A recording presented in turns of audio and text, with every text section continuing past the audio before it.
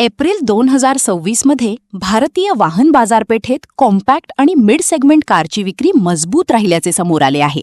वाढती ग्राहक मागणी, परवडणाऱ्या किमती, सुधारित फीचर्स आणि चांगले मायलेज यामुळे अनेक लोकप्रिय मॉडेल्सनी विक्रीत आघाडी घेतली आहे.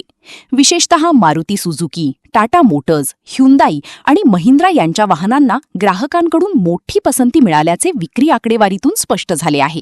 शहरांसोबतच ग्रामीण आणि निमशहरी भागातही कॉम्पॅक्ट कार आणि एसयूव्ही सेगमेंटची मागणी वाढताना दिसत आहे.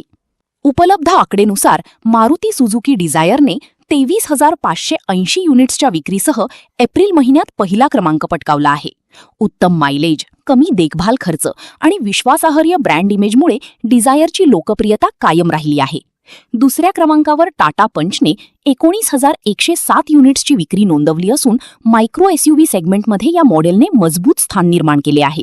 त्याचबरोबर मारुती अर्टिगाने 19,063 युनिट्ससह तिसरे स्थान मिळवत मोठ्या कुटुंबांसाठी पसंतीची एमपीव्ही म्हणून आपले स्थान टिकवून ठेवले आहे.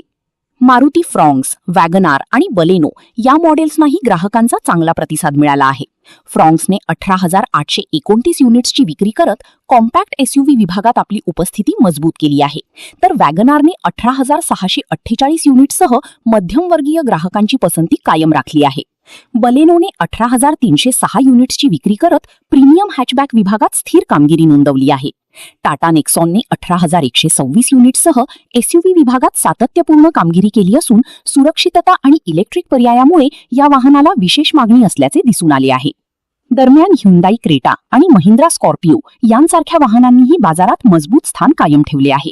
क्रेटाने 15,291 युनिट्सची विक्री करत मध्यम आकाराच्या एसयूव्ही विभागात आपली लोकप्रियता टिकवली आहे, तर स्कॉर्पिओने 14,719 युनिट्ससह ग्रामीण आणि शहरी बाजारपेठेत मजबूत मागणी दर्शवली आहे. वाहन उद्योग तज्ज्ञांच्या मते ग्राहक आता केवळ किमतीपेक्षा सुरक्षितता, आधुनिक फीचर्स, मायलेज आणि ब्रँड विश्वासार्हतेला अधिक प्राधान्य देत आहेत. आगामी काळात नवीन मॉडेल्सच्या लॉन्चिंगमुळे आणि इलेक्ट्रिक वाहनांच्या वाढत्या वापरामुळे भारतीय वाहन बाजारातील स्पर्धा आणखी वाढण्याची शक्यता व्यक्त केली जात आहे.